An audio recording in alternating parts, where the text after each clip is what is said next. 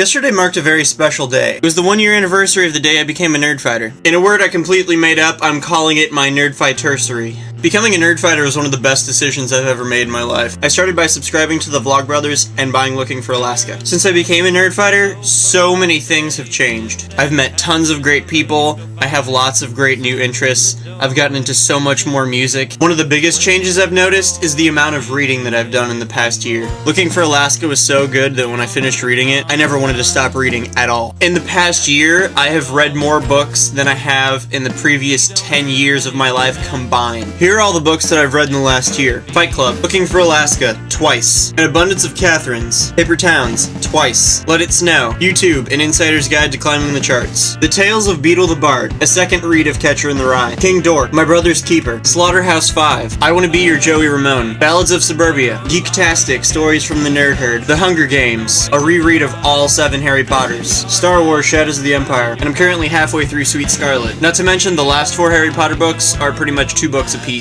I used to read a book about every month or 2, and now I've reached speeds of up to a book a week. So many other things are involved, such as different social networking sites on the internet. Twitter, Blogger, Daily Booth, Skype, and even my YouTube experience has changed. There's a whole community of great people that are there to inspire you. Within this community known as YouTube and this sub-community known as Nerdfighters, there's even a sub-community, the DFTBA Records community, sharing great music independently made by awesome people. DFTBA Records has helped a lot of things come to exist that would not be possible otherwise. For example, I own a John Green bobblehead. It's amazing the things that have fallen into place to make this possibly exist. If you're watching this and don't understand any of it, don't understand what any of this Nerdfighter business is, hopefully you've been intrigued and you will check a link in the sidebar for how to become a Nerdfighter. The best possible way to do this is to just start at the beginning of the Vlogbrothers videos and watch all of them. The process is a little bit tedious, but it doesn't take that long, and you will thank yourself afterward for being able to understand all the inside jokes that we have. I've made a blog post about this. Some of the things that I briefly touched on in the video are explained a little more in-depth there, so I will link that in the sidebar.